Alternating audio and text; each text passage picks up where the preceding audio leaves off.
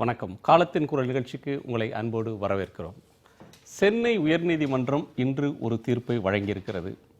வந்தே மாதரம் என்ற பாடலை எழுதியது யார், எந்த மொழியில் எழுதப்பட்டது என்ற ஆசிரியர் தேர்வு வாரியத்தின் கேள்வி ஒன்றுக்கு குழப்பமான பதில்கள் இருந்தன.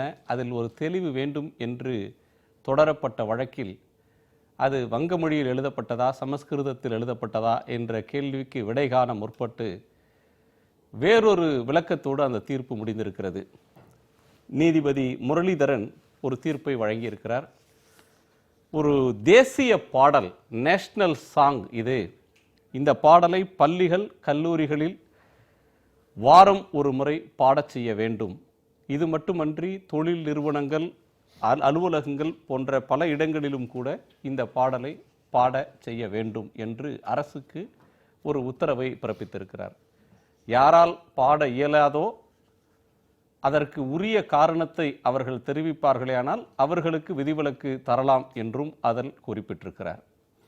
இந்த சர்ச்சை, வந்தே மாதரம் தொடர்பான சர்ச்சை என்பது ஏறத்தாழ 100 வருடத்திற்கும் பழமையானது. நாடு சுதந்திரமடைவதற்கு முந்தைய காலத்திலிருந்தே இந்த பிரச்சனை என்பது இருந்து கொண்டிருக்கிறது. இது தொடர்பான வாத பிரதிவாதங்கள் பல்வேறு மட்டங்களில் நடந்திருக்கின்றன. இப்போது நீதிபதி ஒரு கருத்தை சொல்லியிருக்கிறார். நீதிமன்றத்தின் முன்னால் வந்த வழக்கு வேறு, அதிலே சற்றே மேலே போய் சில கருத்துக்களை நீதிபதி சொல்லியிருக்கிறார். இந்த கருத்துக்கள் ஆச்சரியம் தருகின்றன, அதிர்ச்சி தருகின்றன, ஏற்க முடியாதவை என்று ஒரு தரப்பு விமர்சிக்கிறது. இது வரவேற்புக்குரியது என்று இன்னொரு தரப்பு சொல்கிறது. நீதிபதியின் இந்த கருத்து, தேசிய பாடல் என்ற இந்த கருத்து ஏற்கத்தக்கதா? இதன் எதிர்ப்பு என்பது அர்த்தமுள்ளதா? இந்த சர்ச்சை இப்போது ஏன் எழுகிறது, ஏன் எழ வேண்டும்? விவாதிக்கலாம். நம்மோடு பாரதிய ஜனதா கட்சியின் திரு KT ராகவன் அவர்கள், விடுதலை சிறுத்தைகள் கட்சியின் திரு ஆலூர் ஷானவாஸ் அவர்கள், பத்திரிகையாளர் எழுத்தாளர் திரு மாலன் அவர்கள், எழுத்தாளர் திரு S ராமகிருஷ்ணன் அவர்கள். வணக்கம். நீண்ட இடைவெளிக்கு பிறகு வந்தே மாதரம் பற்றி பேசுகிறோம். அதற்கான வாய்ப்பை நீதிமன்றம் தந்திருக்கு.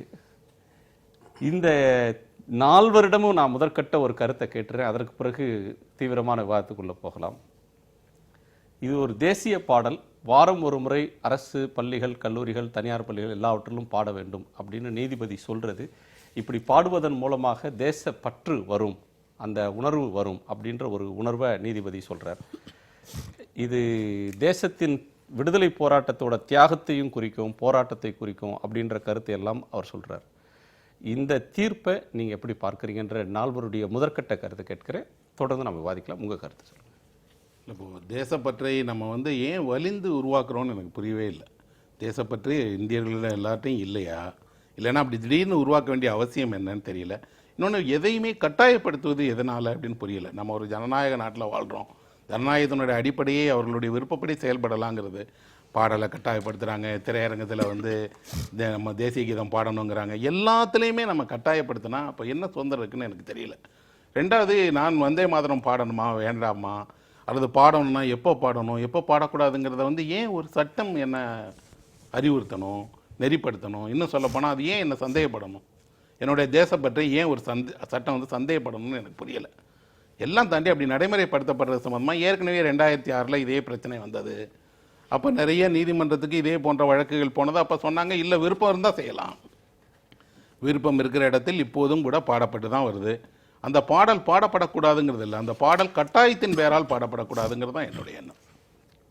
பாடப்படக்கூடாதுன்றதுல உங்களுக்கு பாடுவதில் மாற்றம் இல்லை, கட்டாயத்தின் பேரால் அதை பாடக்கூடாது. சரி, உங்களுடைய பார்வை. நான் இந்த தீர்ப்பை வரவேற்கிறேன். ஆனால் என்னுடைய நிலை என்னன்னு கேட்டிங்கன்னா, நாட்டுப்பற்று மட்டும் இல்லை, எந்த ஒரு விஷயத்தையும் நீங்கள் ஒரு கட்டாயத்தின் மூலமாக நீங்கள் அவர்களுக்கு கற்பிக்கவோ அல்லது அதன் மூலம் வளர்க்கவோ அதை செய்ய முடியாது. ஆனாலும் இதற்கு ஒரு தேவை இருக்குது என்று நான் நினைக்கிறேன். என்ன இருக்குதுன்னு கேட்டிங்கன்னா, ஒரு தலைமுறைக்கு இந்த நாட்டினுடைய வரலாறு, இந்த நாட்டினுடைய அடையாளங்கள், இதை பற்றின ஒரு பார்வையோ ஒரு பிரஜையோ, அதை பற்றின ஒரு கருத்தோ, எதிர்கருத்தாக கூட இருக்கலாம், கருத்தோ கூட இல்லாமல் இருக்காங்க அவங்களுக்கு. உலகத்தில் இருக்கிற எல்லா நாடுகள்லையும் அந்தந்த தேசம் தொடர்பான சில விஷயங்களை அந்த இளைய தலைமுறைகள் கற்றுக்கொள்ள வேண்டும் என்ற எதிர்பார்ப்பு வந்து அந்தந்த நாட்டு அரசுகள்கிட்ட இருக்குது. அதை வந்து அவர்கள் வலியுறுத்துகிறாங்க. பல நாடுகளில் வந்து பள்ளியில் வந்து இந்த பாடல்கள் வந்து பாடப்பட வேண்டும், கற்றுக் கொடுக்கப்பட வேண்டும் என்று அவங்க சொல்கிறாங்க. இங்கே அந்த மாதிரி இல்லை. அது வந்து இந்த கேள்வியே வந்து ஆசிரியர் தேர்வில் வந்து அந்த கேள்வி வந்து அதற்கான ஒரு குழப்பமான பதில் வந்து அது வங்கமா அது சான்ஸ்கிரிட்டாங்கிறதே வந்து ஆசிரியராக ஆகப் போகிறவர்களுக்கே இது வந்து நம்முடைய நாட்டினுடைய தேசிய பாடல் என்ன மொழியில் இருக்குதுன்னு தெரியாதுங்கிற ஒரு நிலையில் தான் அது இருப்பதை வந்து அது காட்டுகிறது. அதனால் இதன் மூலம் அவங்களுக்கு ஒரு எக்ஸ்போஷர் கிடைக்கும். இதை அவங்க வந்து கட்டாயப்படுத்தலை. யாருக்கு விருப்பமோ யாருக்கு இது பாடுவதில் விருப்பம் இல்லையோ அவர்கள் அதற்கான காரணத்தை சொல்லலாம்னு அவங்க வந்து சொல்லியிருக்காங்க. அதனால் இது மாதிரியான இது ஒரு கல்வியினுடைய ஒரு அம்சமாகத்தான் இதை வந்து நம்ம பார்க்கணும். கல்வி ஒரு தேசத்தை பற்றின ஒரு கற்றுக் கொடுக்கப்பட வேண்டிய விஷயங்களில் இதுவும் ஒன்று என்று தான் அதை வந்து நம்ம பார்க்கணும். இதன் பின்னால் இருக்கக்கூடிய சர்ச்சைகள், இதுக்கு இருக்கக்கூடிய எதிர்ப்புகள், இதை கடந்துட்டு இதை வந்து ஒரு கல்வியின் அங்கமாக மட்டுமே பார்க்கலாம். அந்த சர்ச்சைகள் பற்றி நிறைய பேசப்பட்டு நாடாளுமன்றத்தில் கான்ஸ்டியூஷன் அசம்பிளிலேருந்து 2006 வரைக்கும் நிறைய பேசப்பட்டு அதுக்கு தெளிவுகள் கொடுக்கப்பட்டு விட்டது. அது வந்து தெளிவு பிறந்துருச்சுன்றீங்க? ஆமாம், அது அவங்க வைத்த வாதங்களுக்கு வந்து பதில் சொல்லப்பட்டிருக்கு. அதில் வந்து ஒரு தெளிவு இருக்குது. அதை பற்றி நம்ம பின்னால் விரிவாக பேசலாம். திரு ஷானவாஸ், உங்களுடைய சென்னை மாகாணத்தில் ராஜாஜி அவர்கள் இந்த கட்டாயத்தை திணித்த போது பெரியார் வந்து அப்போ குடியரசில் ஒரு மறுப்பு எழுதியிருக்கிறார். 4 கைகள் கொண்ட லட்சுமியை நீங்கள் பாரத மாதா என்று அடையாளப்படுத்தி அதற்கு நீங்கள் ஒரு பாடலை வடிவமைத்து வணங்க வேண்டும் என்றால் இங்கே இருக்கக்கூடிய மற்றவர்களை நீங்கள் எப்படி பார்க்கிறீர்கள் என்கிற ஒரு கேள்வியை பெரியார் எழுப்பியிருக்கிறார். அந்த கேள்விக்கு இன்னைக்கு வரைக்கும் விடை கிடைக்கல. அதுதான் இங்கே பிரச்சனை. ஏற்கனவே தேசிய கீதம் இருக்கிறது, இல்லாமல் இல்லை. தேசிய கீதத்தை எல்லோரும் ஏற்றுக்கொண்டிருக்கிறார்கள். ஜனகணமன எல்லோராலும் ஏற்றுக்கொள்ளப்பட்டிருக்கிற ஒரு கீதம். இதில் சர்ச்சை இருக்குது. இந்த கீதத்தில் பலரும் முரண்படுகிறார்கள். குறிப்பாக இந்த ஒரு வணக்கம் தொடர்பான ஒரு பொருள் அதில் வர்றதுனால நாங்கள் வந்து எதையும் வணங்க மாட்டோம் இறைவனை தவிர என்று சொல்லக்கூடியவர்கள் அதில் மாற்று கருத்து வைக்கிறார்கள். இப்போ இது ஒரு சமூக நெருக்கடி ஏற்படுத்துது. இப்போ அந்த ராஜாஜி அவர்கள் கொண்டு வந்த போதே சென்னை மாகாண சட்டசபையில் இதை நாங்கள் எதிர்க்கிறோம் அப்படின்னு 2 முஸ்லீம் உறுப்பினர்கள் எழுந்து எதிர்ப்பு தெரிவிக்கிறாங்க. இப்போ அது ஒரு அவைக்குள்ளே நடந்ததுனால பிரச்சனை இல்லை. இப்போது இது ஒரு பள்ளிக்கூடத்தில் நடக்கும்போது பள்ளிக்கூடம் என்பது இதற்கு அப்பாற்பட்ட ஒரு சமூக நீதி சூழலை உருவாக்க வேண்டிய இடம். அந்த இடத்துல தேசபக்தியின் அடையாளமாக நீங்கள் வந்தே மாதர பாடத்தை கட்டாயம்னு சொல்லும்போது அதில் முரண்படக்கூடிய சமூகங்கள், அந்த மாணவர்கள் நாங்கள் இதை பாட மாட்டோம், எழுந்து நிற்க மாட்டோம்னு அவங்க உட்காரும் போது அது என்ன வகையான சூழல் அங்கே ஏற்படுத்தும்? அப்போ ஜனகணமான பாடும்போது இப்படி இந்த பிரச்சனையே வர்றதில்லை. ஜனகணமான பள்ளிக்கூடத்தில் பாடும்போது இப்போ பாதி பேர் எழுந்து நிற்கிறது, பாதி பேர் நாங்கள் எழுந்து நிற்க மாட்டோம் மறுக்கிறது என்கிற சூழல் இல்லை. ஆனால் வந்தே மாதரம் பாடும்போது சமூக ரீதியாக அதை மறுக்கக்கூடியவர்கள் இருக்கிறார்கள். அப்ப அவர்களுக்கு அது என்ன வகையான நெருக்கடி ஏற்படுத்தும்? அப்ப அவர்கள் தேச விரோதிகள் என்கிற பார்வை தான் மீதமுள்ள மாணவர்களுக்கு வரும். அப்போ இது தேவையற்ற ஒரு சர்ச்சை, தேவையற்ற ஒரு பிரச்சனையை உருவாக்குது. அப்ப பிரச்சனைக்குரிய ஒரு கீதத்தை தவிர்க்கிறதுல என்ன பிரச்சனை? ஏன்னா ஒன்று இருக்குது, எல்லோராலும் ஏற்றுக்கொள்ளப்பட்ட ஒரு கீதம் ஏற்கனவே இருக்கும் போது பிரச்சனையை உருவாக்கக்கூடிய ஒரு கீதத்தை தொடர்ந்து முன்னிறுத்துவதனுடைய அரசியல் என்ன, அதுதான் நம்ம பேசணும். உங்களுடைய பார்வை? துரதிருஷ்டவசமாக குதிராம் போஸ், பகத்சிங், ராஜகுரு இவரோட உயிரை விடும்பொழுது கடைசியாக உச்சரித்த மந்திரம் வந்தே மாதரம். அந்த வந்தே மாதரம் சர்ச்சைக்குள்ளாகிறது அப்படிங்கிறத ஒரு தலைப்பை பேசும்பொழுதே ரொம்ப வேதனையாக இருக்குது. இந்த தலைப்பு நீங்கள் கொடுத்ததே முதல்ல, நீங்கள் அறிமுகத்திலே கூட அந்த சர்ச்சைன்னு பேசுகிறீங்க. இந்த நாட்டில் வந்தே மாதரம் எது இந்த நாட்டுடைய தேசிய கீதமாக இருக்கணுங்கிறது எல்லாத்த பற்றியும் கான்ஸ்டிடியூஷன் அசம்பிளியில் டிஸ்கஷன் வந்தது. துரதிருஷ்டவசமாக இந்த நாட்டுடைய தேசிய கீதம் எதுவாக இருக்க வேண்டும் என்று டிஸ்கஷன் வரல. ஆனால் நான் முடிச்சிடுறேன், டிஸ்கஷன் வரல. இதெல்லாம் டிஸ்கஸ் பண்ணிட்டு இருக்கும் பொழுதே UN ஜெனரல் அசம்பிளியில் 1947 ஜனகண மனகதி தேசிய கீதமாக பாடப்பட்டது. 1950 ஜனவரி 24 அந்த பாபு ராஜேந்திர பிரசாத் அறிவிக்கிறார், தேசிய கீதமாக ஜனகணமன இருக்கும், வந்தே மாதரத்துக்கும் சேம் ஸ்டேட்டஸ் இருக்கும், தேசிய பாடலாக அது இருக்கும், ரெண்டும் ஒரே ஸ்டேட்டஸில் இருக்கும்னு அனௌன்ஸ் பண்ணது. அப்போத்துலேருந்து இருக்கு. இது இன்னைக்கு சர்ச்சை, இன்னைக்கு ஏதோ நீதிமன்றம் சொல்லிவிட்டது என்பது அல்ல. இது இந்த நாட்டில் ஒரு மிகப்பெரிய எழுச்சி, சுதந்திர வேட்கையை, சுதந்திர எழுச்சியை உருவாக்கிய ஒரு பாடல் இன்னைக்கு சர்ச்சைன்னு சொல்லி விவாதம் செய்யறதே மனதுக்கு வேதனையான ஒரு விஷயமா தான் நான் பார்க்குறேன். நான் கேட்குறேன், சகோதரர் கேட்குறாரு, எழுத்தாளர் நீங்கள் வந்து எப்படி கட்டாயப்படுத்த முடியும்? எஸ், கட்டாயப்படுது. இந்த ஜட்ஜ்மெண்ட்டில் கூட கட்டாயப்படுத்தலை, நானும் படித்தேன். திரு மாலன் சொன்னது போல் அதில் கட்டாயம் கிடையாது. ஆனால் கூட நான் கேட்குறேன், ஒரு குழந்தை வந்து இந்த ட்ரெஸ்ஸு தான் போட்டுக்கணும், அதாவது ஒரு யூனிஃபார்ம் இருக்கணும் அப்படின்னு சொல்லும் பொழுது நம்ம சொல்கிற காரணம் என்ன? அந்த குழந்தைகளுக்கு ஏற்றத்தாழ்வு இருக்கக்கூடாது. பணக்கார பிள்ளைங்க நல்ல ட்ரெஸ்ஸு பண்ணிக்கும், ஏழை குழந்தைகள் அந்த வசதி இல்லைன்னு சொல்லும் பொழுது ஒரு ஏற்றத்தாழ்வு வரும், தாழ்வு மனப்பான்மை வரும். அதெல்லாம் கூடாது என்பதுக்காகத்தான் யூனிஃபார்ம்னு ஒரு சிஸ்டமை கொண்டு வரோம். இந்த இடத்துல எனக்கு சுதந்திரம் இருக்கிறது, என் குழந்தைக்கு நான் என்ன ட்ரெஸ்ஸான போடுவேன், நீங்கள் யார் கேட்கறது அப்படின்னு நாங்கள் கேட்டோமா? இல்லை. இன்னொன்று, நமக்கு எல்லாருமே ஃபண்டமெண்டல் ரைட்டை மாத்திரமே பற்றி பேசிகிட்டு இருக்கோம். ஆர்டிகல் 14லேருந்து அந்த இருக்கிற அந்த ஃபண்டமெண்டல் ரைட்டை மாத்திரம் பேசியிருக்கிறோம். அரசியலமைப்பு சட்டத்தினுடைய 51A ஃபண்டமெண்டல் டியூட்டிஸ்னு ஒன்று இருக்குது. அதில் தேசிய கீதம், தேசிய கொடி, இதையெல்லாம் அதுலாம் எதெல்லாம் புனிதமாக பாற்றப்படுகிறதோ அந்த நாட்டில் அதை அவமானப்படுத்தக்கூடாதுன்னு சொல்லிட்டு அதுக்குன்னே ஒரு தனி சட்டம் இருக்குது. இப்படிலாம் இருக்கும் பொழுது இன்னைக்கு வந்து இதை இந்த மாதிரி பேசுவதே வேடிக்கையாக இருக்குது. நேஷனல் ஹானர் ஆக்ட் இருக்கு, அதனால மதிக்கப்பட வேண்டும் ஒரு தேசிய பாடல் என்று சொல்லும் பொழுது அதுல எங்க சர்ச்சை? ஒரு சர்ச்சையே வரக்கூடாதுங்கிற நான் என்ன நல்ல எண்ணத்துல தானே ஒரு நீதிமன்றம் சொல்லி இருக்கிறது, இல்லைன்னு தப்பு இருக்கு. நான் அதில் 3 பாயிண்ட்ஸ் நீங்கள் சொல்கிறீங்க. இல்லை, நான் அந்த அவர் சொன்னதுலேருந்து வந்துடுறேன். 3 பாயிண்ட்ஸ் நீங்கள் சொல்கிறீங்க. இதில் என்ன சர்ச்சை இருக்குது அப்படின்னு சொல்கிறீங்க. இல்லாத சர்ச்சையை நான் சொல்லலை. 1937 ஒரிசா சட்டசபையில் இதில் முதன்முறையாக பாடப்பட்ட போது அதில் சில முஸ்லீம் உறுப்பினர்கள் அமர்ந்திருந்தார்கள், இதை நாங்கள் ஏற்க மாட்டோம்னு. அப்போ சபாநாயகர் சொன்னார், இது அவரவர்கள் விருப்பம்னு. ராஜாஜியின் காலத்தில் 38 சாம்பசிவமூர்த்தி இங்கே சபாநாயகராக இருக்கும்போது அந்த பாடல் பாடப்பட்டது. நான் சொல்லிடுறேன் சர்ச்சை ஏன்றது சொல்கிறேன். இல்லை, அதில் நான் சொல்ல வர்றது, அன்னைக்கும் அதை ஏற்றுக்கொள்ளலை. எனவே இல்லாத சர்ச்சை இருக்கிறதா நான் சொல்லலை. Point number 1. பாயிண்ட் நம்பர் 2, நீங்கள் தேசிய அடிப்படை கடமைகள் அப்படின்ற ஒன்றை சொல்கிறீங்க. நீங்கள் சொல்கிற அதே கான்ஸ்டியூஷன் ஆர்டிகிள் 51A இது தொடர்பாக பாரதிய ஜனதா கட்சியினுடைய ஸ்போக்ஸ் பர்சன், உங்களுடைய முக்கியமானவர்கள் ஒருவரான திரு உபாத்யாயா நீதிமன்றத்துக்கு போனார். அந்த நீதிமன்றத்தின் தீர்ப்பு February 17 இந்த ஆண்டு வந்தது. அவர் கேட்டுக்கொண்டது to promote and propagate the national anthem, national flag and national song அப்படின்னு அவர் கேட்டபோது, நேஷனல் ஆந்தம் கான்ஸ்டியூஷன்ல இருக்கு, நேஷனல் ஃபிளாக் இருக்கு, நேஷனல் சாங்னு ஒன்று இல்லை. எனவே இந்த அந்த போர்ஷனை நாங்கள் ரிஜெக்ட் பண்றோம்னு கோர்ட் சொல்லுது. ஓகே, நான் ஒன்று சொல்றேன். இன்னொரு அம்சம் நீங்க சொல்றதுல இன்னொரு கருத்து சொல்றீங்க, இதுல கட்டாயம் இல்லை அப்படின்ற கருத்தை சொல்றீங்க. ஆனால் கட்டாயம் வேறு வழிகள் இருக்கு. நீதிமன்றத்தினுடைய தீர்ப்புல நேஷனல் உச்ச நீதிமன்றம் நேஷனல் சாங் இல்லைன்னு சொல்லுது, உயர்நீதிமன்ற நீதிபதி நேஷனல் சாங்னு சொல்றாரு. இதை நீங்க கட்டாயம் ஏன் சொல்றேன்னு சொன்னா, ஒருவருக்கு இதை பாடுவதில் சிரமம் இருக்கிறது அப்படின்னு அவர் நினைச்சார்னா அவரை ஃபோர்ஸ் பண்ணக்கூடாது. Provided there are valid reason for not doing so. Valid ரீசன்றதை யார் தீர்மானிக்கிறது, யார் அதை முடிவு செய்யறது அப்படின்ற கேள்வி அதில் வருது. குணசேகர், நீங்கள் பாருங்க, நீங்கள் சொன்ன எல்லாமே நான் படித்திருக்கிறேன். அதாவது இந்த நாட்டுடைய சுதந்திரத்துக்கு முன்பாக குறிப்பாக முஸ்லீம் லீக் தலைவர் முகமது அலி ஜின்னா ஒரு தலைவராக வரும் பொழுது இதை அவர் செய்கிறார்.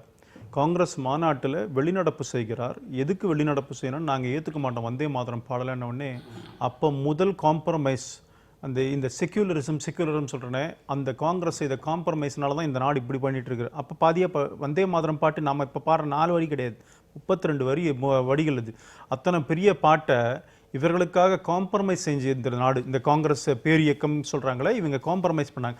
நான் என்ன கேட்குறேன், இந்த திரு மாலன் அவர்கள் சொன்னதும் கூட இஸ்லாமிய நாடுகள் எல்லாம் அந்த நாட்டை வணங்கி கொண்டு இருக்கிற பாடல்கள்லாம் இருக்கிறது. நம்ம நாட்டில் இவர் சொல்கிறார், ஆல் இண்டியா சுன்னி உலேமா போர்டு 2006 ஒரு ஃபத்வா பண்ணியிருக்கிறாங்க, இஷ்யூ பண்ணியிருக்கிறாங்க. அதில் இந்த மாதிரி வந்தே மாதரம் பாடலை பாடுவது தவறு இல்லை என்று அவர்கள் சொல்லியிருக்கிறாங்க. ஏஆர் ரஹ்மானுடைய பாட்டு இன்றைக்கும் கூட உலக அளவில் பிரசித்தி பெற்ற அந்த வந்தே மாதரம் பாடு, அவரும் இஸ்லாமியர் தான். அதனால இது ஒரு தாய் நாட்டை வணங்குவது என்பது நீங்க சொல்றீங்க. சரி, இப்ப நீங்க இதுக்கும் சேர்த்து சொல்றேன். 2 பாயிண்ட். ராஜாஜி காலத்தில் அந்த பாட்டு பாடப்பட்ட போது பார்வதி, லட்சுமி, சரஸ்வதி ஆகிய இந்து மதத்தின் 3 தேவியர்களை பாராட்டி அந்த வரிகள் இருந்தன. அதை எங்களால் பாட முடியாதுன்னு முஸ்லிம்கள் சொன்னாங்க. அதுல காளி துர்கையை துதிக்கிறது இருக்கு, அதை எங்களால் பாட முடியாதுன்றாங்க. இப்ப இருக்கக்கூடியவங்க சொல்றது தாய் மண்ணை வணங்குறோம். பாரத மாதரம் மாதாவாக விளக்கம் சொல்ல சார் விரும்புறேன். இல்ல ஒரு விளக்கம் நான் சொல்லிடுறேன். வந்துட்டு இந்த பாடல் வந்து முதல்ல வந்து எப்படி எழுதப்பட்டதுன்னு கேட்டிங்கன்னா 1970 வந்து அவர் எழுதுறாரு. பங்கிம் சந்திர வந்து எழுதுறாரு. 75 2 ஸ்டான்ஸாக தான் எழுதுறாரு முதல்ல வந்துட்டு. அதற்கு பிறகு 11 வருஷம் கழிச்சு ஆனந்தமடம் நாவல் எழுதும்போது 1881 அந்த நாவல் எழுதும்போது அந்த நாவலுக்குள்ளே வர வேண்டிய சீக்வன்ஸில் வந்து அதை எக்ஸ்பேண்ட் பண்ணி ஒரு 5 கன்னிகள் உள்ள பாடலாக வந்து அதை எழுதுறாரு. 5 ஸ்டான்ஸாக இருக்கிற பாடலாக எழுதுறாரு. இதில் வந்து இந்த முதல் 2 கன்னிகள் இருக்கு பாருங்க, அதில் வந்து உருவம் பற்றின வழிபாடுகள் கிடையாது. அது வந்து நீர்வளம், நிலவளம், வனவளம், பயிர்வளம், மொழிகள் இதை பற்றி தான் அது வந்து அது பேசுது. இந்த கான்ட்ரவர்சி வந்தபோது நேரு வந்து என்ன பண்ணாருன்னா, நீங்கள் சொன்ன மாதிரி 1937 மௌலானா அலிங்கிறவர் வந்து அதை காங்கிரஸ் ஒர்க்கிங் கமிட்டியில் அதை ரைஸ் பண்ணுற போது நேரு வந்து டேகூருக்கு இதை அனுப்பிச்சு இதை பற்றின உங்களுடைய கருத்தை சொல்லுங்கள்னு அவர் கேட்குறாரு. டேகூர் என்ன சொல்கிறாருன்னா, இதில் முதல் 2 ஸ்டான்ஸாக வைத்துக்கொள்ளலாம், அதில் வந்து பிரச்சனை கிடையாது, அதுக்கு பின்னால் இருப்பதை பற்றி பாடுவதில் தான் பிரச்சனைன்னு சொல்கிறாரு. பார்த்திங்கன்னா பாரதியார் மொழிபெயர்த்ததும் கூட அந்த முதல் 2 ஸ்டான்ஸாக தான் மொழிபெயர்த்திருப்பார். அதை வந்துட்டு இதில் வந்து அந்த துர்கையை பற்றி வரக்கூடிய விஷயங்கள் வந்து பின்னால் ஆனந்த மடத்துக்குள்ளே வரக்கூடிய விஷயங்கள் அது வருது. இப்போ நண்பர் சொன்னார், இதை வந்து லக்ஷ்மி வடிவத்தில் இருக்குது, நாங்கள் அதை வந்து எப்படி ஏற்றுக்கொள்ள முடியும்னு சொல்கிறாரு. ஆனால் பல கூட்டங்களில் வந்து தமிழ்த்தாய் வாழ்த்து பாடப்படுது. தமிழ்த்தாய் வாழ்த்து ஒரு அணங்கு என்று தான் அந்த தமிழ்த்தாய் வந்து வர்ணிக்கப்படுகிறது. அதை வந்து பாடுறோம். இறைவனை தவிர யாரையும் நாங்கள் வணங்க மாட்டோம் அப்படின்னு சொன்னால், இப்போ நானும் அவரும் சந்திக்கிறோம், நான் வந்து அவருக்கு ஒரு வணக்கம் சொல்கிறேன், அவர் திருப்பி எனக்கு ஒரு வணக்கம் சொன்னார்னா அப்போது வந்து அது வந்து அவருடைய மதத்துக்கு எதிரானதா இல்லையா? அப்போ வந்து இதை வந்து நம்ம இதுக்கு பின்னால் இருக்கிற அந்த ஸ்பிரிட்டை தான் எடுத்துக்கணுமே தவிர வந்துட்டு வேறு பேட்டம் சீரிழமை திறமல் வாய்த்துதுமே வாழ்த்துதுமே அதானே நம்ம சொல்கிறோம். வணங்குதுமே இல்லையே. இல்லை அது வந்து இன் ப்ரைஸ் தானே. நீங்கள் அதை எப்படி ட்ரான்ஸ்லேட் பண்ணுவீங்க? அப்போ வந்து நீங்கள் அந்த தமிழ்த்தாய் வாழ்த்து நீங்கள் இதை மொழிபெயர்த்திங்கன்னா எப்படி மொழிபெயர்ப்பீங்க? அப்போது அதில் வந்து என்னென்னு கேட்டிங்கன்னா, ஒரு தாய்மொழின்னு பேசுகிறோம், தாய் நாடுன்னு பேசுகிறோம். அதாவது வெர்பாட்டம் அப்படியே எடுத்துக்கணுமா, அதுக்கு பின்னால் இருக்கிற ஸ்பிரிட் எடுத்துக்கணுமா? இப்போ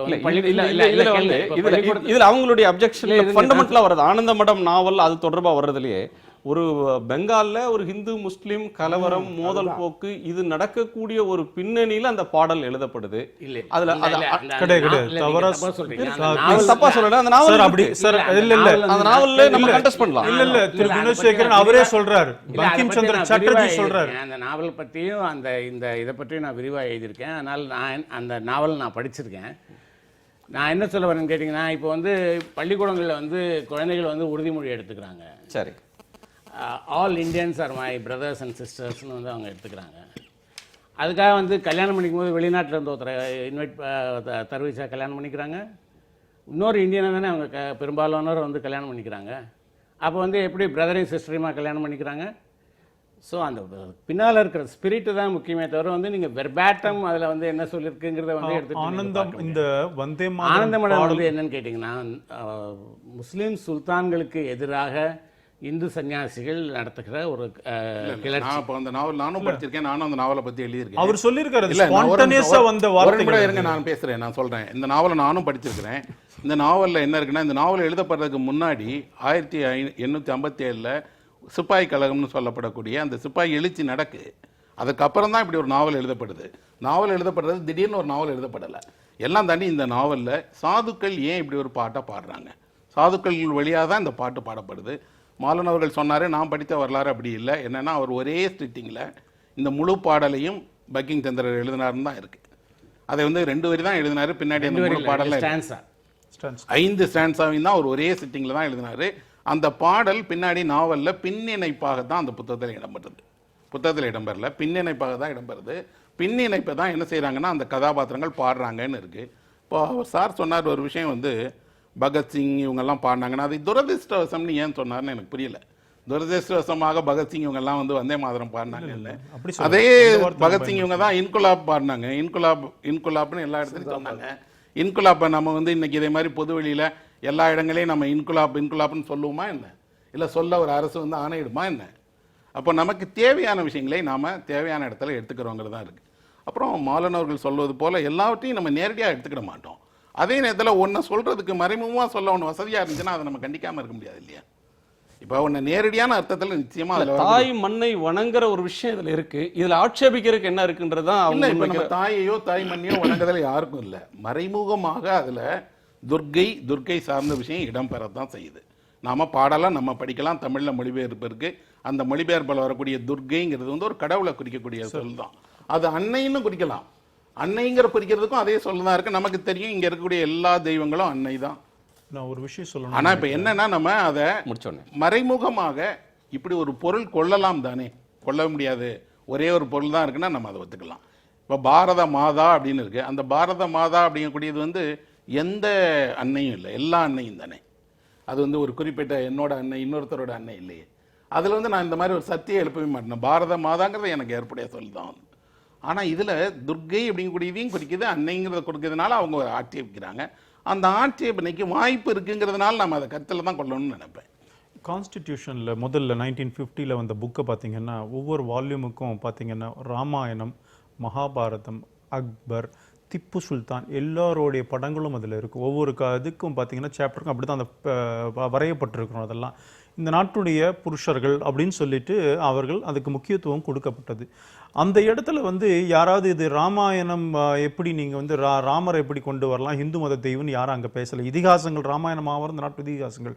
இங்கே கூடங்க நம்ம டாக்டர் ராஜேந்திர பிரசாத்துடைய அந்த ஸ்டேட்மெண்ட் எடுத்து பாருங்க. நான் சொன்ன தேதியில் அவர் இரண்டுமே இந்த நாட்டுடைய இது தேசிய கீதமாக இருக்கும், தேசிய பாடலாக இருக்கும் சொல்லப்பட்டது. புதுசா வந்து யாரும் ஒன்றும் புதுசா ஒன்றும் கொண்டு வந்து கொடுக்கல. Sir it's a national, it is national song. 1950 சொல்லப்பட்டிருக்கிறது. நீங்க தேசிய கீதம் வேற.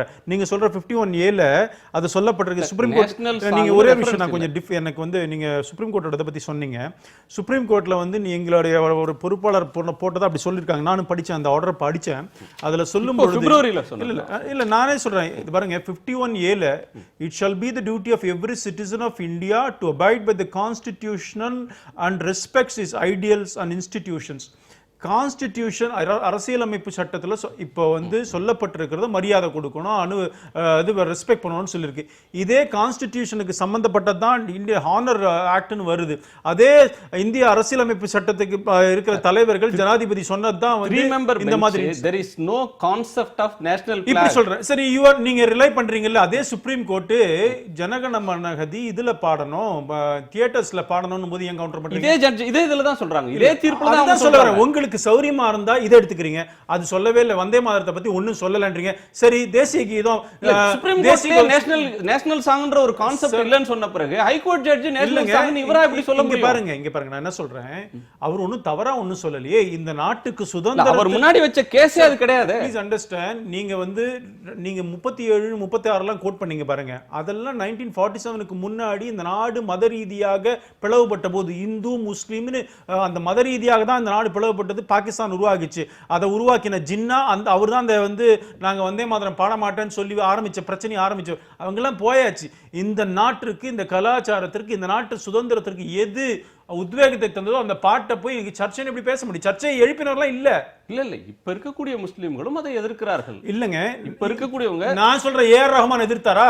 ஏஆர் ரஹ்மான் இந்திய முஸ்லிம்களுக்கு ஒரே பிரதிநிதியா? சார் நான் தான் கேக்குறேன், இவ ஷானவாஸ் இந்திய பிரதிநிதியா? இந்திய முஸ்லிம் நிறைய அமைப்புகள் சொல்றாங்க. நாடாளுமன்றத்துல பாடுனப்ப ஒரு எம்பி எந்திரிக்க முடியாதுன்றார். நான் சொல்றேன், ஆல் இந்தியா சுன்னி உலேமா போர்டு ஃபத்வா போட்டு 2006ல இது பாடினா தவறு இல்லங்கற. அது அவர் முஸ்லிம் ஏத்துக்கிறீங்களா இல்லன்னு ஏத்துக்க போறீங்களா?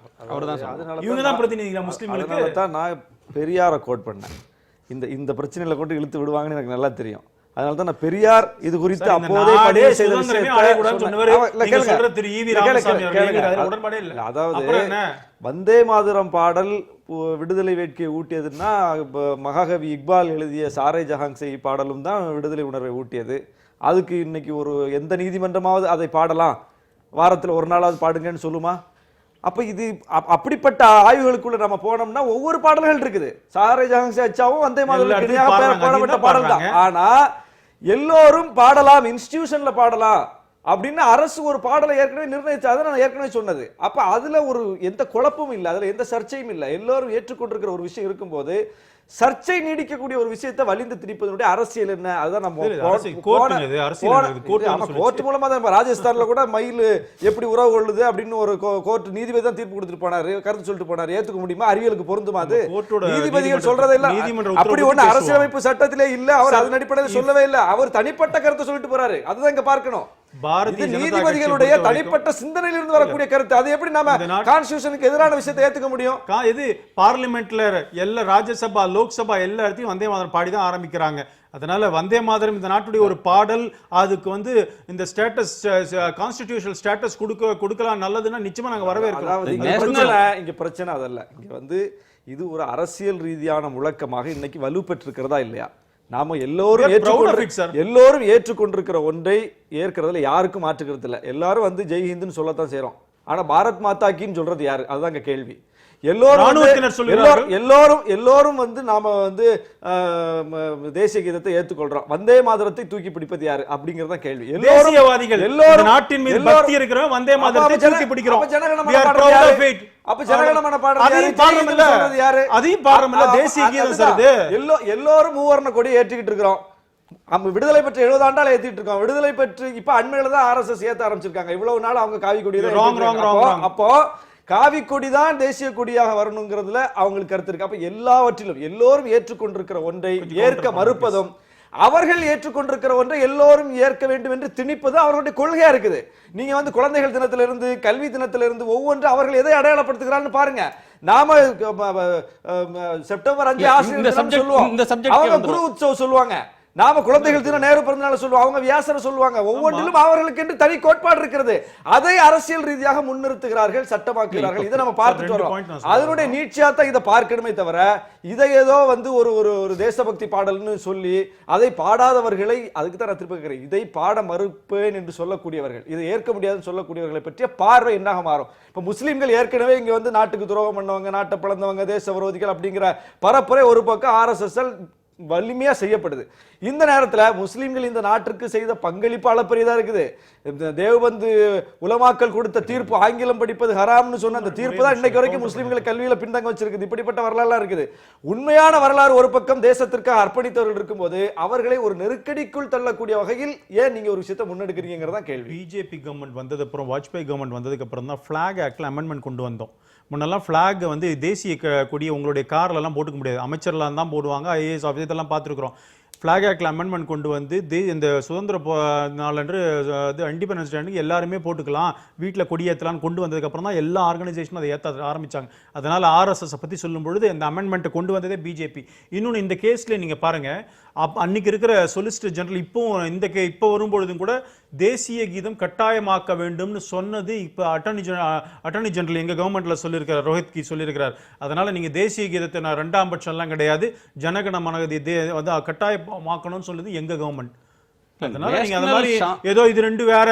நான் என்ன சொல்றேன், இது ஏன் அப்படின்னு சொன்னா, இது தேசிய பாடல் என்று ராஜேந்திர பிரசாத் பார்லிமென்ட் இதுல சொல்லிருக்கார், கான்ஸ்டிடியூஷன் அசெம்பிளில சொல்லிருக்கார். கான்ஸ்டிடியூஷன்ல அப்படி ஒரு சொல் இல்லைன்னு தீபக் மிஸ்ரா பிப்ரவரி மாசம் சொல்றாரு தீர்ப்புல. நேஷனல் சாங்ன்ற ஒரு சொல் இல்ல.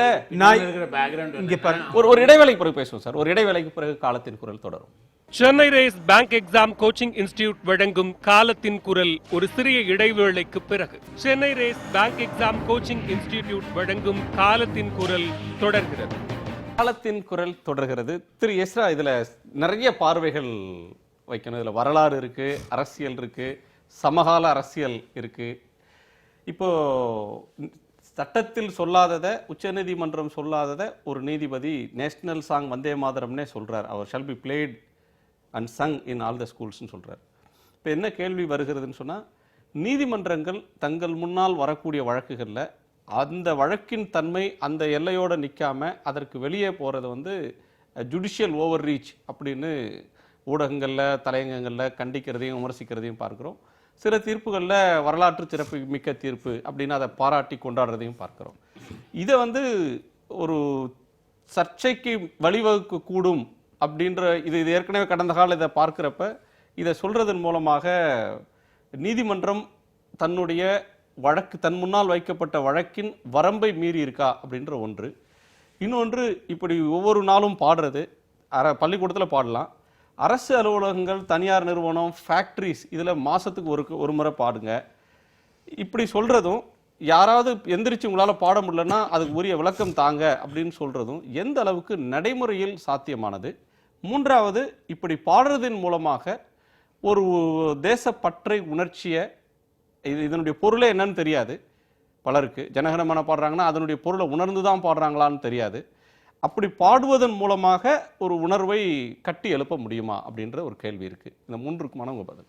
இப்போ நீதிமன்றத்தை பொறுத்த மட்டும் நீதிமன்றத்தில் இந்த வழக்கை பொறுத்த மட்டும் இந்த வழக்கு வந்து ஒருவருக்கு மதிப்பெண் கொடுக்கப்படணும். அந்த கொடுக்கப்படக்கூடிய மதிப்பெண்ணுக்கு அவர் ஒரு விடை எழுதியிருக்காரு, அது சரியா இல்லையா அப்படின்னா அந்த மதிப்பெண் சரி அப்படின்னா அவருக்கு அந்த மதிப்பெண் கொடுக்கப்படணும். இல்லை தவறு அப்படின்னு சொன்னால் அந்த மதிப்பெண் இல்லைன்னு சொல்லணும். அதுதான் அந்த நீதி அவர் கோருவதற்கான காரணம். ஆனால் நீதிமன்றம் என்ன பண்ணுதுன்னா இந்த வழக்கை இதை எடுத்துக்கிட்டு இது சார்ந்த ஒரு விஷயத்தை வெளிப்படுத்துது.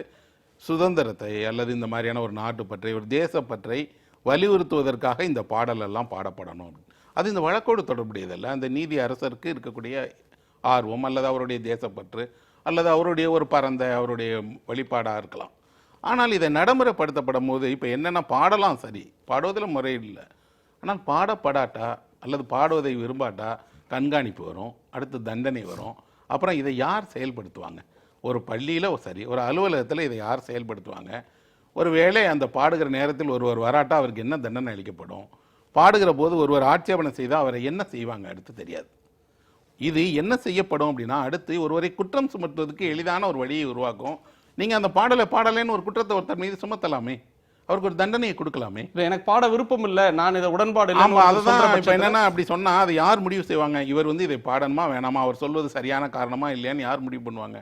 அப்போ நமக்கு என்ன இருக்குன்னா இதை பாட செய்வதில் மாற்றம் இல்லை. பாட செய்யும்போது எதற்காக இப்படி வந்து நம்ம ஒரு வரையறையை உருவாக்கணும் அது தெரியல. எல்லாம் தாண்டி நம்ம வந்து ஒரு தேசப்பற்று போன்ற இந்த ஆதாரமான விஷயங்களில் ஏன் நம்ம வந்து இப்போ ஒரு அரசு வந்து இந்த மாதிரியான விஷயங்களில் பாடணும்னு சொல்கிறது கரெக்டு தான். ஆனால் அதை கட்டாயப்படுத்தி என்னோட தேசப்பற்றை சந்தேகப்படுதுன்னு நான் ஏன் எடுத்துக்கிட மாட்டேன்? நான் தேசப்பற்று இல்லாதவனாக நான் நடந்து கொள்கிறேன் நான் முதல்ல. அப்போது உங்களுக்கு இந்தியாவில் இருக்கக்கூடிய இந்தியர்கள் குறிப்பாக இளம் தலைமுறையினருக்கு தேசப்பற்று இல்லைன்னு அரசு நினைக்குதா? அப்படி இல்லைன்னு அவங்க நினைச்சாங்கன்னா எதனால் இல்லாமல் போனது? அப்புறம் இது எங்கேருந்து உருவாகுது இந்த பிரச்சனை? அப்புறம் சமகாலத்தில் இவ்வளவு பற்றி எறிகிற பிரச்சனைகளின் போது அதிலெல்லாம் நம்ம கவனம் செலுத்தாமல் ஏன் இப்படி ஒரு சர்ச்சையை உருவாக்கணும்? நம்ம அல்லது இந்த சர்ச்சையை உருவாக்குவதன் வழியாக எதை கவனத்தை திருப்ப பார்க்கணும்? கவர்மெண்ட் பண்ண மாதிரி சொல்றீங்க.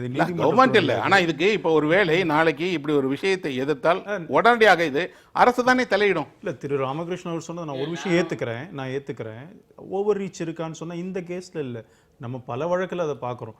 என்னென்னா ஹைகோர்ட்டுக்கும் உச்சநீதிமன்றக்கும் அவங்களுக்கு இன்னரண்ட் பவர்ஸ் இருக்குது. அதனால் நான் இதிலெல்லாம் சொன்னால் ப்ரேயர் என்ன கேட்குறோமோ அதுக்குள்ளே தான் நீதிமன்ற தீர்ப்புகள் இருக்கணும்னு சொல்லுவாங்க.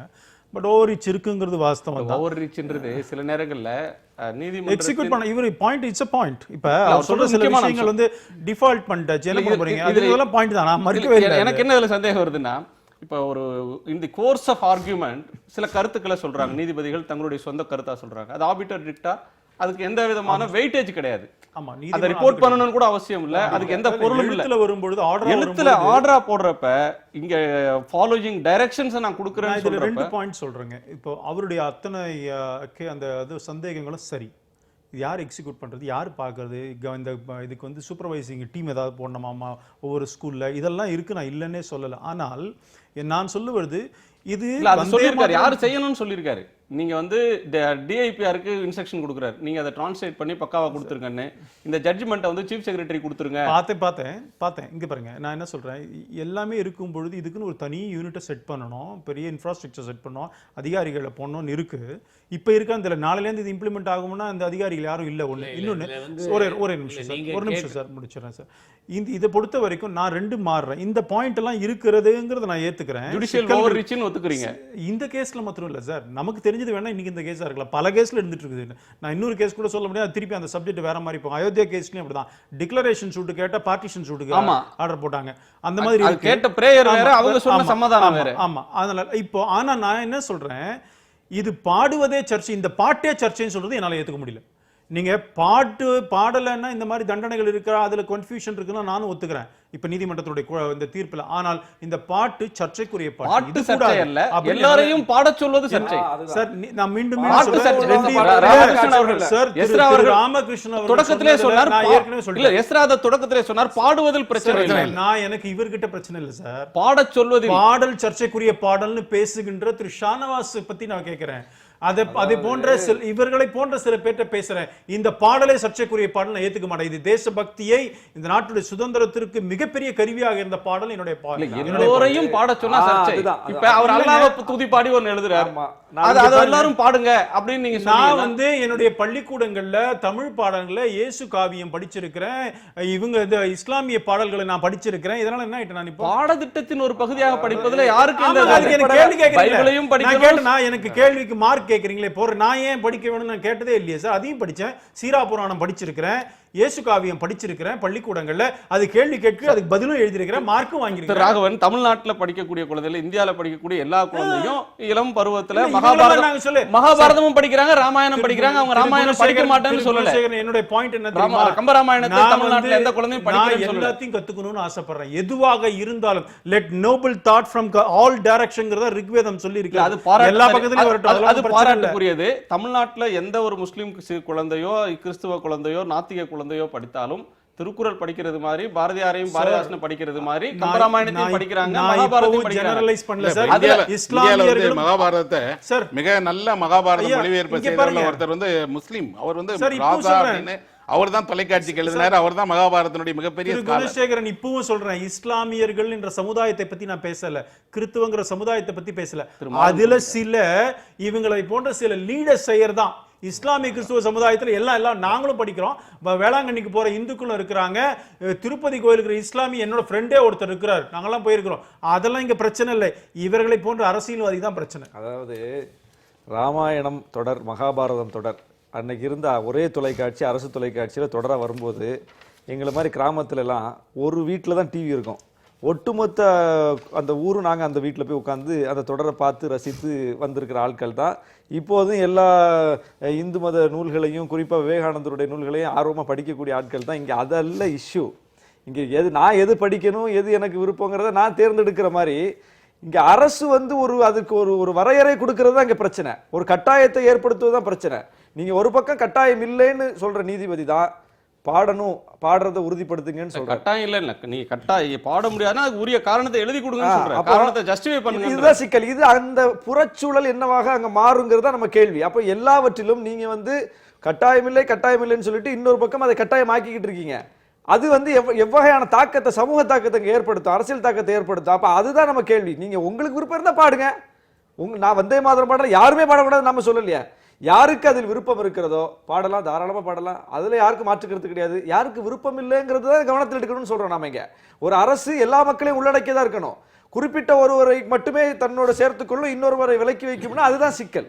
அப்போ இது ஒரு மக்கள் அதிலிருந்து விலகி நிற்கணும்னு நினைக்கிறாங்கன்னா அவர்களுக்கான அந்த கருத்தை உள்வாங்குவது அரசு. அப்போ எல்லாரும் ஏற்றுக்கொள்ளக்கூடிய பாடல் ஏற்கனவே இருக்கும்போது ஏற்க மறுக்கிற ஒன்றை வந்து சர்ச்சையாக்காதீங்கன்னு சொல்கிறோம். இல்லை, இதில் நீங்கள் கேட்ட கேள்விகளுக்கு அதிலே பதில் இருக்குது. இப்போ அந்த ஜுடிஷியல் அவுட்ரீச்ங்கிறது வந்து அது ஏதோ இன்றைக்கு ஆரம்பித்த ஒரு விஷயம் இல்லை. அது வந்து கிருஷ்ணர் காலத்தில், பகவதி காலத்தில் அப்போவே வந்து சுப்ரீம் கோர்ட்டில் வந்து அவங்களுக்கு முன்னால் போன விஷயங்களுக்கு மேலே அவங்களுடைய கருத்தை வந்து அவங்க சொல்லியிருக்காங்க. இதில் வந்து அவர் வந்து நீங்கள் கேட்டீங்க இதனுடைய அர்த்தம் புரிஞ்சு பாடுவோமா என்னென்னு நீங்கள் வந்து கேட்டீங்க. அதற்கான மொழிபெயர்ப்பையும் அவர் பண்ணி கொடுக்கணும்னு அதுலேயே அந்த தீர்ப்பிலே வந்து அவர் சொல்லியிருக்காரு. அதற்கான மொழிபெயர்ப்பு ஏற்கனவே இருக்குது. அதுக்கான மொழிபெயர்ப்பை வந்து பண்ணி கொடுத்தவர் வந்து ஒரு மகாகவி, அவரோட மொழிபெயர்ப்பே இருக்குது. அதனால் இது வந்து ஒரு பெரிய கடினமான ஒரு வேலை கிடையாது. ஒரு விஷயத்தையும் பார்த்து இல்லை, அதில் வந்து இன்னொன்று என்னன்னு கேட்டிங்கன்னா இதுக்கான மொழிபெயர்ப்பில் பாரதியார் பண்ணதுலேயே கூட தாயே வணங்குகிறோம் அப்படின்னு ஆரம்பிக்கிறதுல இனிய நீர், இன்சுவை கனிகள், தென் திசை காற்றின் தெல்லிய தன்மை, மரகத பச்சை வயல்களின் மாட்சிமை, எங்கள் தாய் எம் ஆலயம் எங்கும் ஆராதனை பெறும் தெய்வச் சிறைகளில் திகழும் ஒளி நீ, தாயே வணங்குகிறோம், ஆயுதப்படைகள் கரங்களில் அணி செய்யும் அன்னை துர்கை நீயே. அந்த இடத்துல தான் அவங்களுக்கு பிரச்சனை வருது. இல்லை, இதில் வந்து என்னன்னு கேட்டிங்கன்னா அதனால் என்ன அர்த்தம் புரிஞ்சு பாடுறோங்கிறத வந்து அவங்க வந்து சொல்ல முடியும். இப்போ வந்து இதை பாடுவதற்கு எனக்கு விருப்பம் இல்லை, அதுக்கான காரணங்களை சொல்லுங்கன்னா என்னுடைய மதத்துக்கு இது ஏற்பு இல்லை அதை வந்து நாங்கள் அதை ஏற்றுக்கொள்ள முடியாதுன்னு சொன்னால் அதை யாரும் வந்து அது வந்து அப்படிலாம் இல்லை, நீங்கள் கட்டாயம் பாடித்தான் இல்ல, ஆகணும். அதுல அந்த இடத்துல என்ன சிக்கல் வரும்னா, ஒரு 50 குழந்தைகள் படிக்கிற இடத்துல 10 முஸ்லீம்களும் 10 கிறிஸ்தவர்களும் இருக்கிறாங்க, அல்லது 4 நாத்திகர்கள் இருக்கிறாங்க. அவங்க வந்து படிக்க இது நான் விரும்பலன்னு சொன்னா, அந்த இடத்துல வந்து வி அதர்ஸ் அப்படின்ற அதுதான் unify நாங்கள் எதிரானது. மற்றவர்கள் அப்படின்ற ஒரு எக்ஸ்க்ளூஷன், ஒரு ஒதுக்கல் வர்றதுக்கு வழிவகுக்குமா மாட்டாதா? இல்லை அவங்க அது வந்து இப்போ வந்து அவங்களுடைய மதத்தை வந்து அவங்க பின்பற்றுறதுல வந்து என்ன எக்ஸ்க்ளூஷன் இருக்க முடியும்? அது வந்து யாரும் வந்து அப்ப இது ஒரு மத சார்ந்த பாடல்னு அந்த இடத்துல ஆயிடுமா? இல்லை அவங்க வந்து நீங்க ஒரு பாடலை தேசபக்தி பாடல், தேச பாடல்னு சொல்றீங்க. அவங்க வந்து எங்களுக்கு உருவ வழிபாட்டில் நம்பிக்கை கிடையாது, அதனால நாங்கள் இந்த வரிகளை ஏற்றுக்கொள்ள முடியாது அப்படிங்கிறத ஒரு காரணமாக சொன்னா, அந்த காரணத்தை வந்து நிராகரிக்கப்படும்னு நீங்க நினைக்கிறீங்களா? நிராகரிக்கல, நான் வேற கேட்கிறேன். நீங்க எனக்கு என்னுடைய நம்பிக்கைக்கு விரோதமானது இது, நான் என்னால் இது பாட முடியாதுன்னு சொல்லி ஒரு பாடல சொல்றது ஒரு இந்து சமயத்துடைய கடவுள் வாழ்த்தா இருக்கலாம், ஒரு சைவ பாடலா இருக்கலாம். அது அவங்கள ஏற்கலன்னா அது வேற. ஒரு தேசபக்தி பாடல், அதுதான். தேசத்தின் பற்றி ஒரு மனிதன் வெளிப்படுத்துவதற்கான பாடல்னு ஒரு பாடலை சொல்லிட்டு அதை இவர்கள் பாடல அப்படின்னு சொன்னா, அதுல இல்ல, we தேசப்பற்று- others- தேசப்பற்றை வெளிப்படுத்துவதற்கான இது ஒன்றுதான் அளவீடு கிடையாது. இல்ல, குழந்தைகள் மத்தியில் ஒரு பிரிவினைய இல்ல அது வந்து நீங்க ஒரு மிகையான கற்பனையில நீங்க சொல்றீங்கன்னு நான் நினைக்கிறேன். ஏன்னா ஒரு பாடல் மூலமாக மட்டுமே வந்து ஒருவர் தன்னோட தேசப்பற்றை வெளிப்படுத்த முடியாது. அது வந்து ஒரு அடையாளம் தான். அது மாதிரி பல்வேறு அடையாளங்கள் இருக்கு. சுதந்திர தினத்தன்னைக்கு கொடி குத்திக்கிறதுல இருந்து ஆரம்பிச்சு அது யாரும் மறுக்கிறது இல்ல, எல்லாரும் கொத்தி கொள்றாங்க. அது அந்த மாதிரி பல்வேறு விதங்களில் வந்து மக்கள் வந்து தங்களுடைய தேசப்பற்றை வெளிப்படுத்திக்கிறாங்க. வந்து கிரிக்கெட் மேட்ச் நடந்தால் கோஷம் போடுறாங்க, ஜெய்ஹோன்னு சொல்கிறாங்க. அது மாதிரி பல்வேறு விதங்களில் வந்து அவங்க வந்து வெளிப்படுத்திக்கிறாங்க. அதில் இது வந்து ஒரு அம்சம். அது அந்த ஒரு அம்சத்தை அவர்கள் ஏற்றுக்கொள்ளாததற்கான காரணத்தை அவங்க சொல்கிறாங்க. அந்த காரணம் வந்து நியாயமானதாக இருக்கிற பட்சத்தில் அதை வந்து ஏற்றுக்கொள்ள போகிறாங்க, அதை நிராகரிக்க போகிறதில்ல.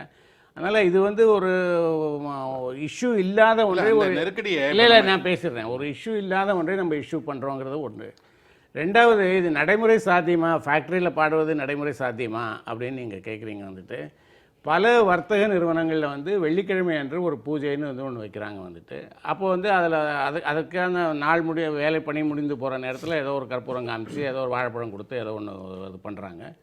அதில் விருப்பமானவங்க கலந்துக்கிறாங்க, விருப்பம் இல்லாதவங்க கலந்துக்கிறது இல்லை. அது வந்துட்டு அப்போ அதுக்கு ஒரு நேரம் ஒரு வாரத்தில் கடைசியில் ஒரு 5 நிமிடம், ஒரு அரை மணி நேரம், 15 நிமிடம் ஒதுக்கும்போது ஒரு மாதத்தில் கடைசியில் ஒரு 5 நிமிடம் ஒதுக்குவதில் வந்து ஒன்றும் பெரிய சிக்கல்கள் ஒன்றும் அதில் வந்து நீதிபதியின் இதற்கான இன்ஸ்டிடியூஷன் இருக்கா, அதை சூப்பர்வைஸ் பண்ணுறதுக்கான இன்ஸ்டிடியூஷன் இருக்கான்னா அதையும் அதில் ஃபண்டமெண்டல் கொஸ்டின் என்னன்னா, இது ஒரு நீதிபதியின் வேலையா, இது சட்டம் இயற்றுவது பார்லிமெண்ட் அவங்களுடைய வேலையா, அல்லது இயற்றப்பட்ட சட்டத்துக்கு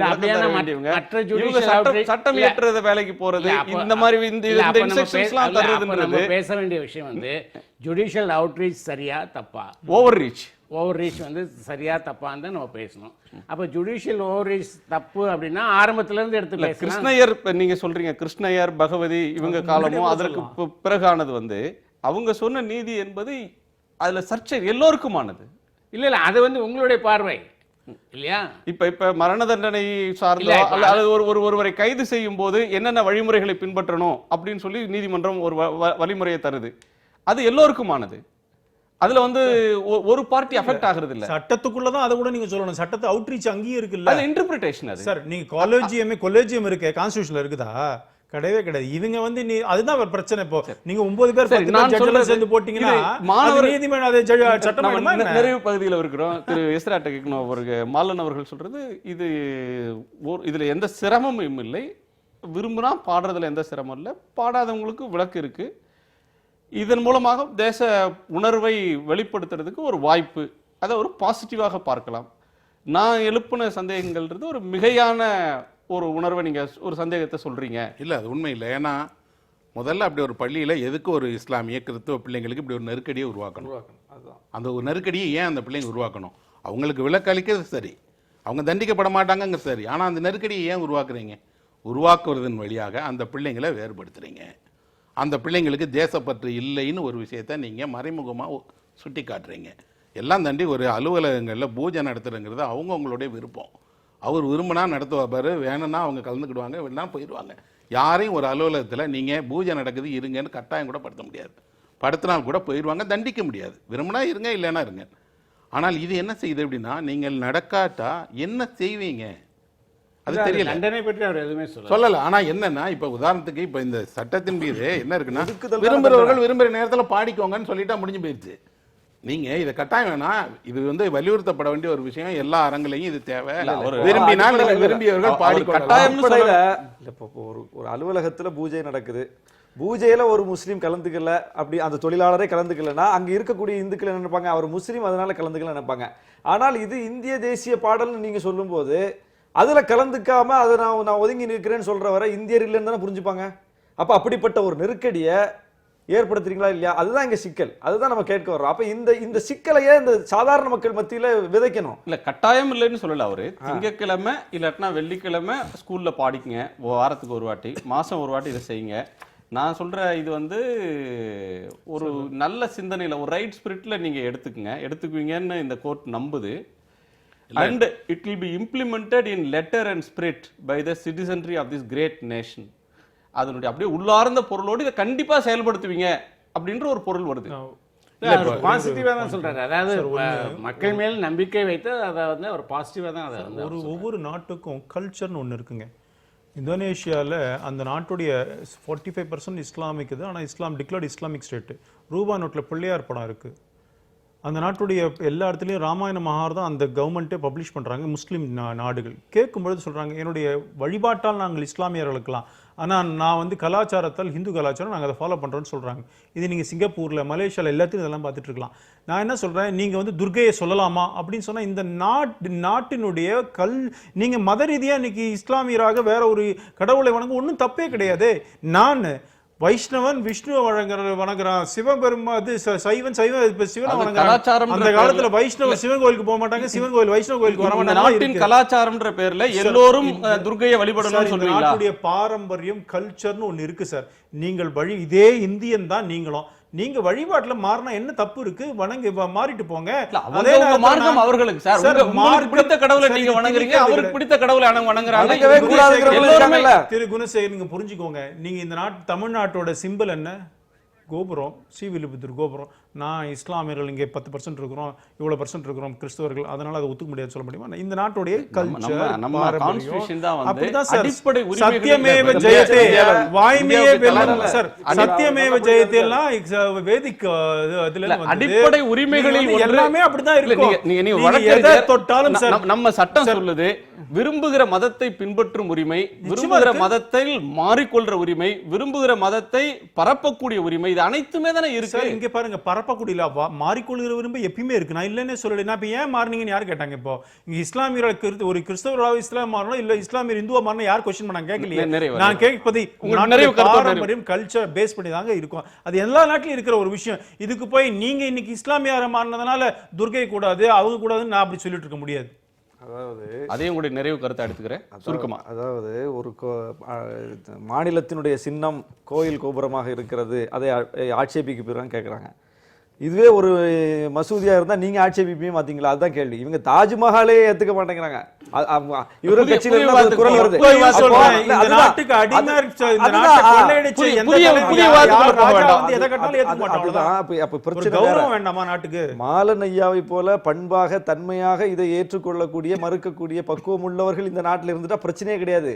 ஆனா இங்க வந்து இங்க எப்படி இந்துஸ்தானி இசைக்கும் இந்தி திரைப்படங்களுக்கும் பாகிஸ்தான்ல ரசிகர்கள் இருக்காங்க, அதே மாதிரி அந்த கிரிக்கெட் டீமுக்கு இங்கே ஒரு 4 பேர் கை தட்டுவான். அப்படி தட்டக்கூடியவனை இங்கே எப்படி சித்தரிக்கப்படுகிறார்கள்? வெறும் விளையாட்டு ரசிகனாக பார்க்கிறார்களா, அல்லது பாகிஸ்தானுக்கு ஆதரவாளன் இந்தியாவுக்கு எதிரானவன் நீங்க முன்னிறுத்தப்படுகிறார்களா? எத்தனை இடத்துல அடி நடந்திருக்கு, கொலை நடந்திருக்குது. அப்ப இப்படிப்பட்ட சம்பவங்களை மனதில் வைத்தா நம்ம இந்த பிரச்சனையை பார்க்கணுமே தவிர இது வெறுமனே ஒரு தன்மையாக அணுக முடியாது. உங்களுடைய நிறைவு கருத்து சொல்லுங்க. இல்லை, இந்த தீர்ப்பை வந்து நான் ஒரு பாசிட்டிவாக நான் பார்க்குறேன். அதாவது ஒரு தலைமுறைக்கு நம்மளுடைய பாரம்பரியத்தை வந்து நினைவூட்டுகிற ஒரு விஷயமாக வந்து அதை நான் பார்க்குறேன்.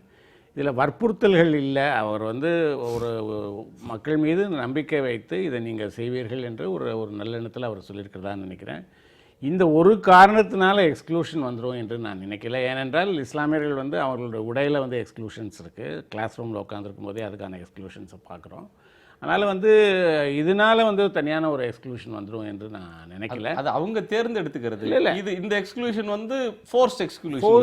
ஃபோர்ஸ்ட் இல்லை, அதாவது தானாக விரும்பி ஒன்றை இது வந்து ஆப்ஷனல், இட்ஸ் நாட் ஃபோர்ஸ்ட். நீங்கள் வந்து எனக்கு பாடுவதற்கு விருப்பம் இல்லை, தேர் ஃபோர்ஸ்ட் இல்லையா? இல்லை I am not opting for it அப்படிங்கிற அவங்க முன்னால் வந்து ஒரு சாய்ஸ் வைக்கிறாங்க.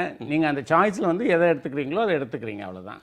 அதில் வந்து இதை எடுத்துக்கொள்வதற்கு விருப்பம் இல்லைன்னா ஏன் விருப்பம் இல்லைங்கிறது நீங்கள் சொல்கிறீங்க, அவ்வளோதான். பள்ளியறைகளில் தன்னுடைய உடையை தேர்ந்தெடுப்பதற்கு வந்து இஸ்லாமிய பெண்களுக்கு உரிமை இருப்பது போல தங்களுடைய அடையாளங்களை பொட்டு வைத்துக் கொள்வது, குடிமை வைத்துக் கொள்வது, அதையும் தேர்ந்தெடுப்பது மற்றவங்களுக்கு இருக்கு. அதே போல இது அது போல அல்ல.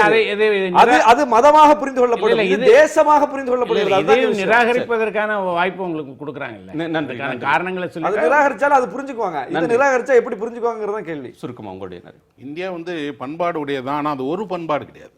இந்தியாவினுடைய பண்பாடுங்கிறது ஒற்றைத்தன்மையுடையது கிடையாது. இந்திய பண்பாடு வந்து பல்வேறு தளங்களில் பல்வேறு விஷயங்களாக கொண்டது தான். அதை ஒற்றை பண்பாடாக நம்ம மாற்றவும் முடியாது, அதை புரிந்து கொள்ளவும் முடியாது. இந்திய பண்பாட்டில் வந்து துர்க்கைக்கு என்ன இடம் இருக்கோ அதே இடம் கருப்பசாமிக்கும் இருக்குது, அதை வணங்காதவனுக்கும் இருக்குது. எல்லாருக்குமே இந்த பண்பாடு வெவ்வேறு தளங்களில் வெவ்வேறு இருக்குது. நாம் திருப்பியும் சொல்கிறேன், வந்தே மாதரம் பாடுவதில் அல்ல பிரச்சனை. அந்த வந்தே மாதரம் பாடுவதன் வழியாகத்தான் என் சுதந்திரப்பற்றை, நாட்டுப்பற்றை நான் வெளிப்படுத்தி ஆகணும்னா அது எனக்கு ஏற்புடையதல்ல.